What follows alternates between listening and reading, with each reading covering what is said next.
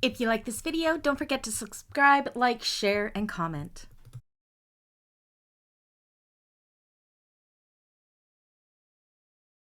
Hi everybody, welcome back to my channel and another tutorial. Today I'm happy to sew along with you the Maxine Drawstring Project Tote by Kandou Crafts. Let me show you some of the amazing features of this bag. Now, as you know, I am an avid knitter and crocheter as well as a sewist, so this is perfect for complementing my other crafting passions and bringing my bag making and my knitting passions together. So this is the large size. There are 3 sizes. The large, as you can see, it is quite big. It is great for your Afghan projects or bulky sweaters. The medium one comes to about here. I haven't made the medium and the small ones yet. I'm kind of guessing on the size. So it'd be great for like your shawls and your scarves and medium size patterns. And the small one would be about here, and it would be great for your socks or your mittens or your baby sweaters or what have you. Let me show you some amazing features of this bag.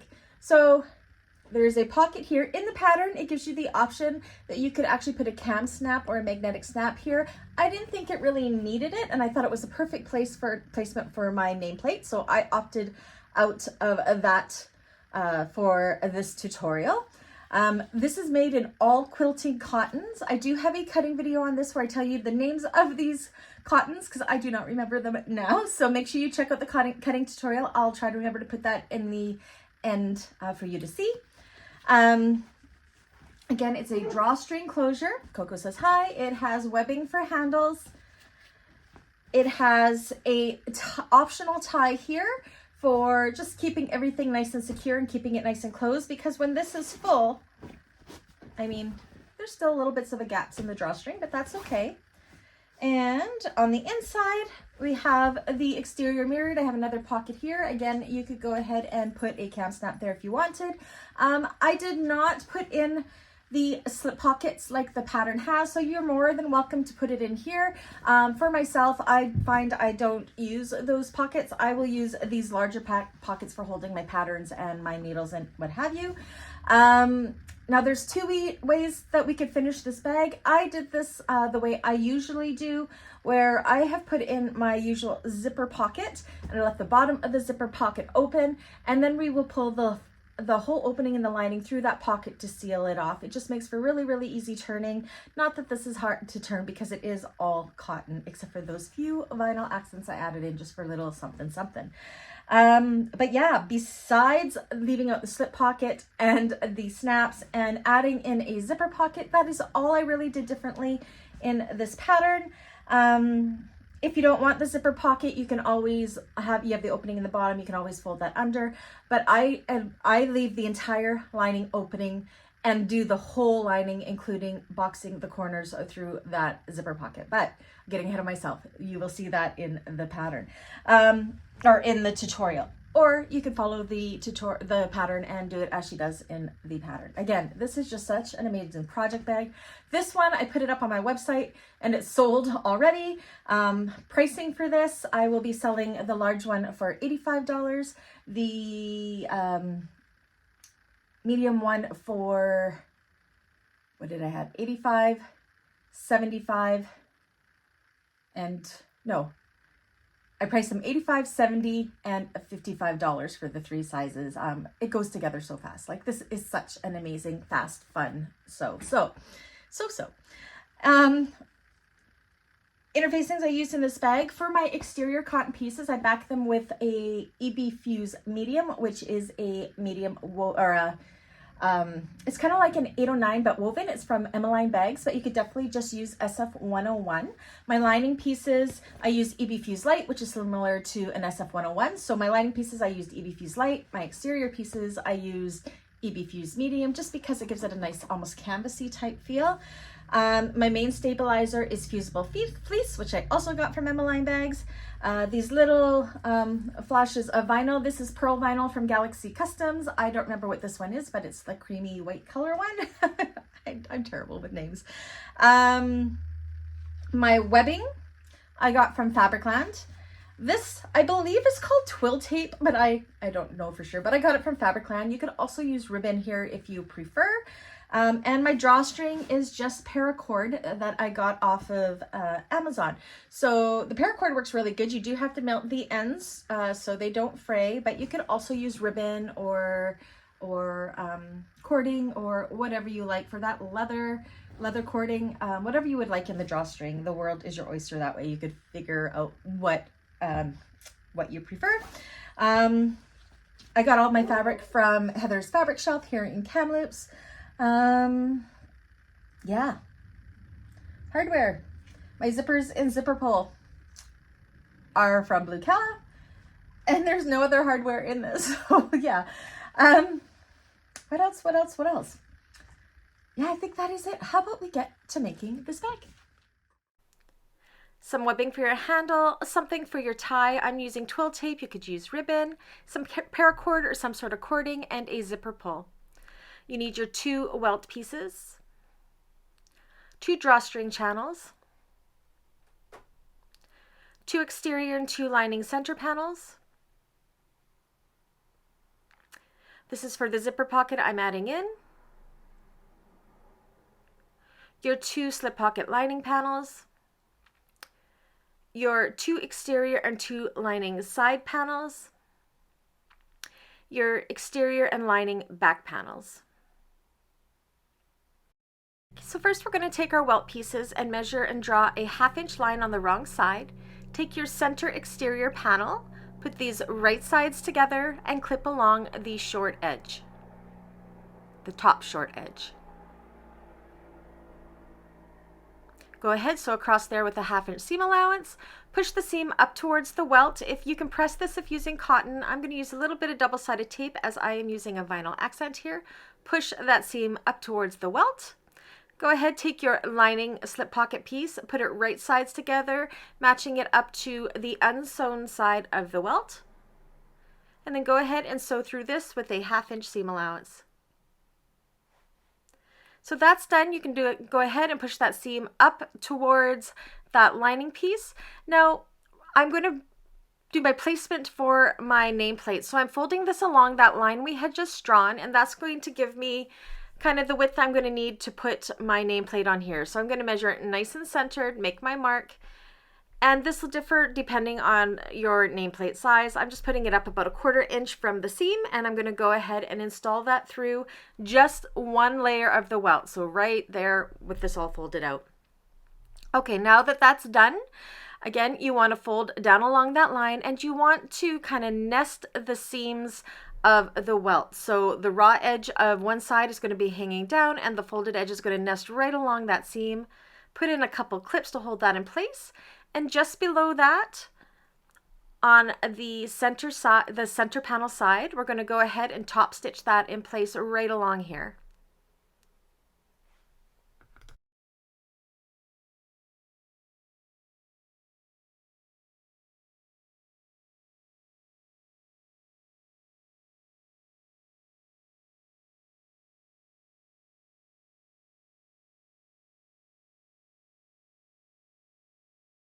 We want to take our other exterior center panel and take the bottom of the lining of that pocket we just sewn on and match it up to the bottom short end of that center panel, and go ahead and sew just through those 2 layers with a 1/2 inch seam allowance.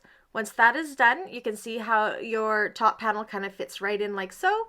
Match up those raw edges, and then we're going to go ahead and baste these in place.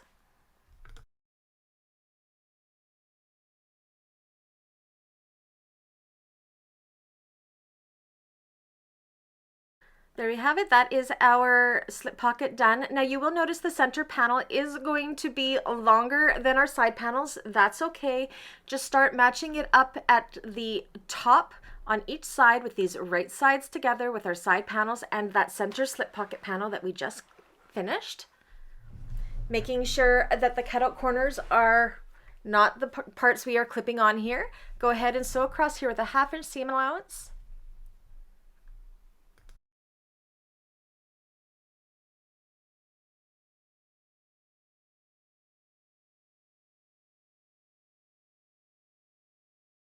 Once that is sewn, we want to go ahead and we want to push that seam towards the side, and then we're going to top stitch through the side panel to put that seam in place.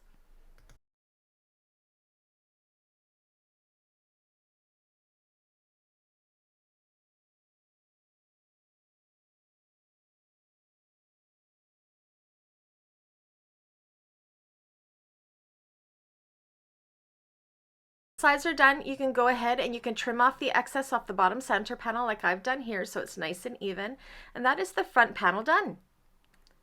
So you're going to do the exact same thing with the lining, one of the lining panels, just with whichever fabric placement you want, exactly the same as we did with the front panel. So that's our side panel done, and I've gone ahead and I've already put in my zipper pocket panel. If you need a class on how I do that for easy turning with an opening in the bottom, I do have that down below in the description in the Bag Makers Basics playlist linked in the description below. Make sure you leave the pocket open. Okay, so now what we're going to do is take our two lining panels, find our top and bottom centers. I just like to do little snips within the seam allowance. Then we're going to put these right sides together and we're going to clip just the side sections.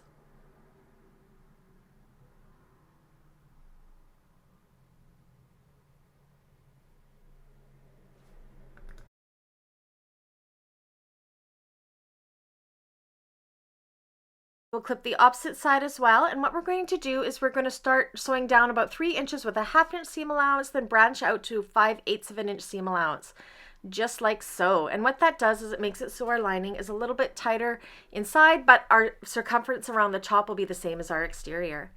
All right, so now we're going to take our exterior pieces, the back and the lining, and we're going to use these as our template to cut out our fleece and then go ahead and fuse this onto our exterior pieces. Okay, so now we are going to do our handle placements. Now I did it slightly wrong here, finding my top centers of my exterior panels. Now what we're going to do is use the slip pocket as our guide for where we're going to put these handles. Now I put it to the right or left and right of the slip pocket, but actually these handles should be nice and centered with the seam of the slip pocket. So make sure you do that, and not exactly what I'm doing here. Just move them into the center just a little bit more, and then they'll have a little bit more give. Okay, go ahead and baste those in place. We'll also be doing the same with the exterior, or the back piece, but I'm going to use my front piece as my guide to where I will be placing the handles, so I know that they are nice and even. So I'm kind of laying them on top like this and then placing them in the exact same spot, and then we will baste these in place. Make sure your handles aren't twisted and that they're nice and even with that front panel.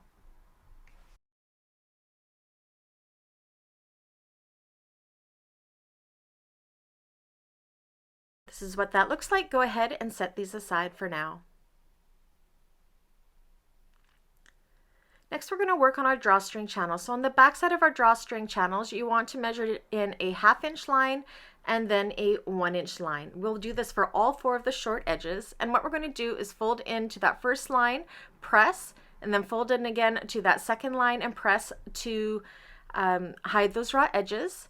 Just like so, all 4 here are done. And then we're going to flip this over and go ahead and top stitch through here with a scant 1/4 of an inch seam allowance to secure those in place. Next, what we want to do is take these and fold them wrong sides together lengthwise and give it a good press at your iron. Now that that's done, go ahead and fold these in half to find your center point. Do a small snip. This is just on the raw edge. Then you're going to match that center snip up with the center snip of one of your exterior panels and clip this in place.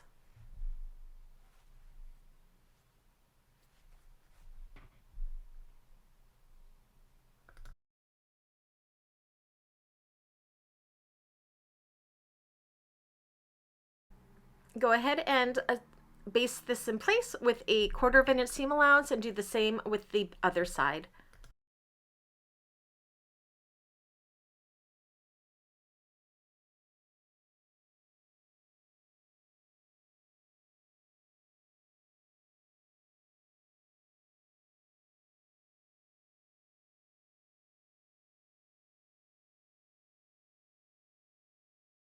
That's done, you can go ahead and we can add in our optional ties. So I've cut my ties here, and what I'm going to do, similar to like what I did with the drawstring cord, is just fold in the raw edges twice if you're using a fraying fabric and top stitch them in place.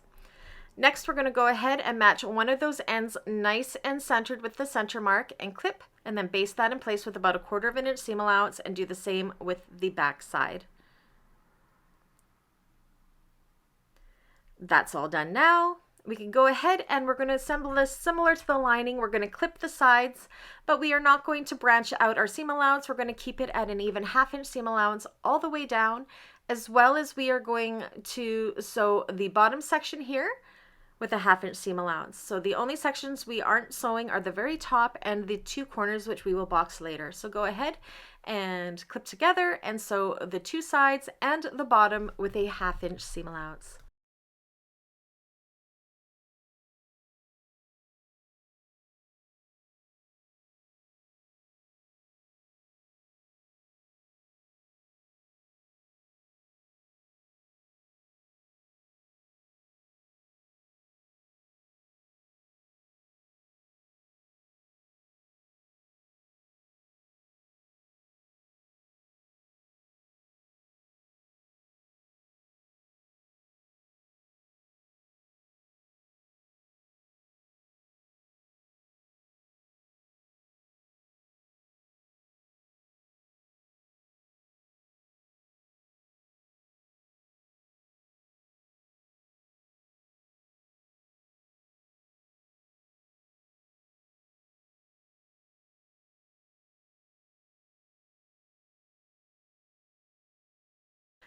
Okay, now to reduce some of the bulk, this is a trick I like to do, is within the seam allowance from the top, I like to cut into just before the stitching about 1 inch, and then open up that seam and baste that seam in place. And that just helps reduce some of the bulk at that seam for when we go to sew this together and top stitch it.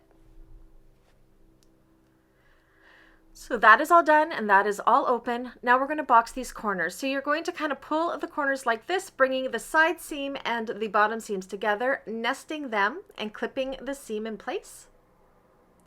You could also open up the seams. I find nesting them works just as great for me. Then you're going to go ahead and we're going to sew across this with a 1/2 inch seam allowance and do the same with the opposite side.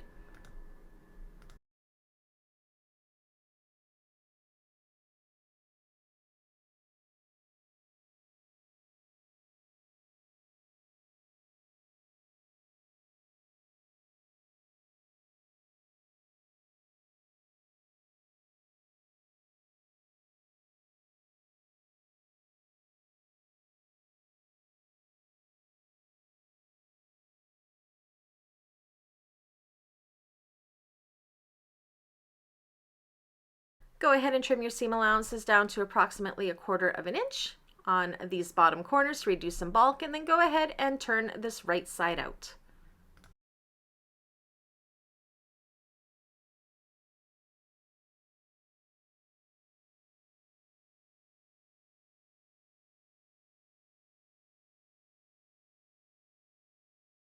Corner seams, they look great, perfectly boxed corners. Then we're going to go ahead and we're going to grab our lining panel that has the totally open bottom, and we are going to put these right sides together, making sure the top is matched with the top with our exterior inside the lining. So the right sides together, match up your front and back centers with a few clips. Make sure your drawstring and your handles are tucked down in between the layers. Do the same with the opposite long side.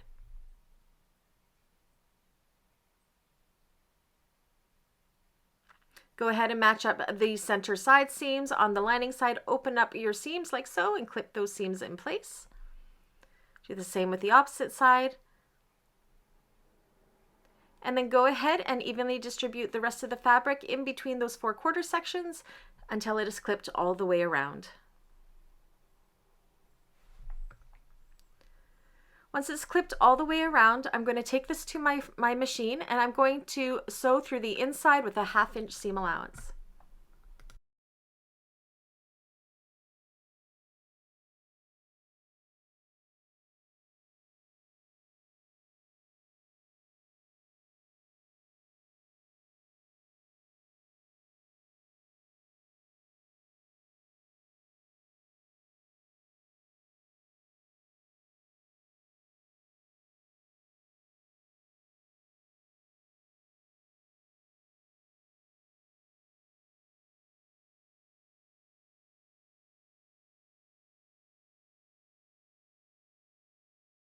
Once that's done, go ahead and turn the bag through the entire opening of the bottom of the lining. Give it a tug, make sure everything was caught. Go ahead and stuff the lining inside so you can make sure it looks good. And I would usually take this to my cylinder arm, but I figured, hey, I'll show you how I top stitch on my flatbed. So what we're going to do is turn the bag inside out so the exterior is on the inside, the lining is on the outside, and this just makes it easy for top stitching on a flatbed machine. So make sure your ties and your handles are pushed up, and we're going to top stitch just like we sewed it together through the inside part of the bag, which is top stitching on the exterior. Just like so, again, making sure your handles and your ties are up and out of the way.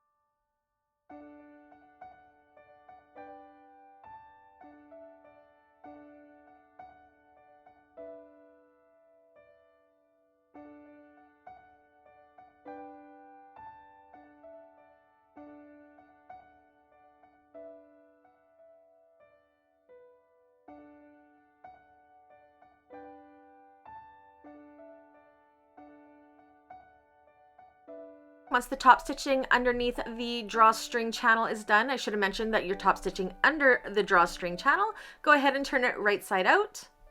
Press out all of your corners. And then what we need to do is go ahead and close up the lining. So this is where the zipper pocket I added in is handy. Go ahead and pull out the opening in the zipper pocket lining. Reach in and pull out the entire bottom of the lining through that zipper pocket. So we're not going to worry about the box corners just yet. We're just going to worry about that bottom straight edge. Go ahead and clip that straight edge, and then you're going to sew that straight edge with a 5/8 of an inch seam allowance.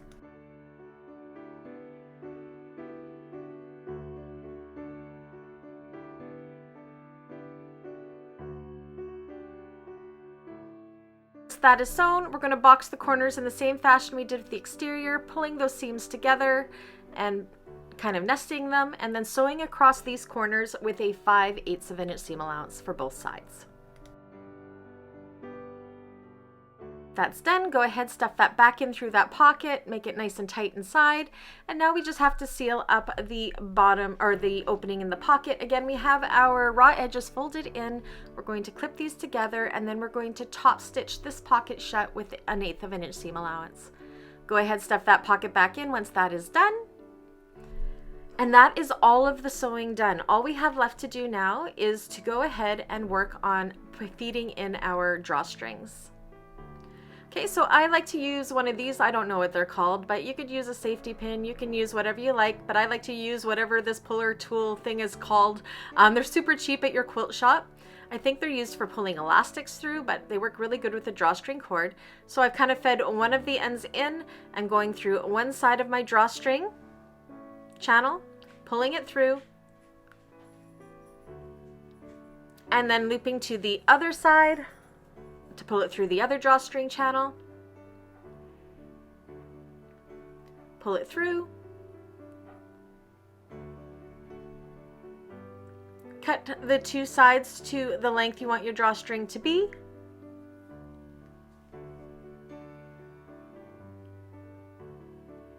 and then knot those two ends together. Now we're going to do the exact same thing, but through the opposite side of the drawstring channel. So the side that we do not have it tied off, we're going to go through that side, go through one side, all the way through, pull it through, put it through the other channel,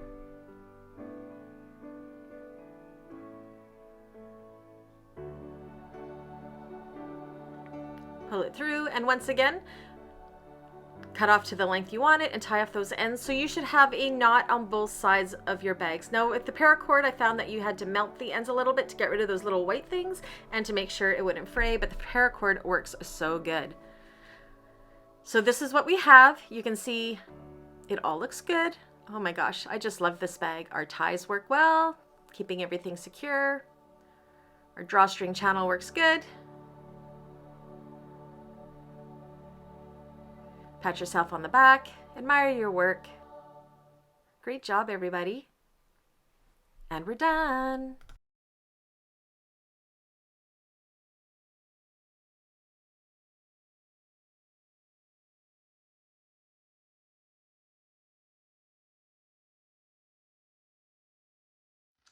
All right, that's it. That's all. What did you think of that?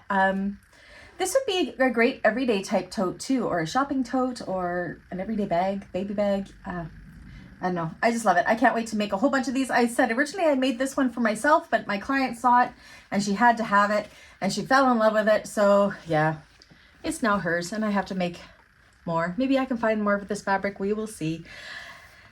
Anyways, if you did make it to this point in this tutorial, how about you leave me an emoji that is coffee related? I'd like to see how many people actually made it to the end. So if you put that down in the comments, that would be great.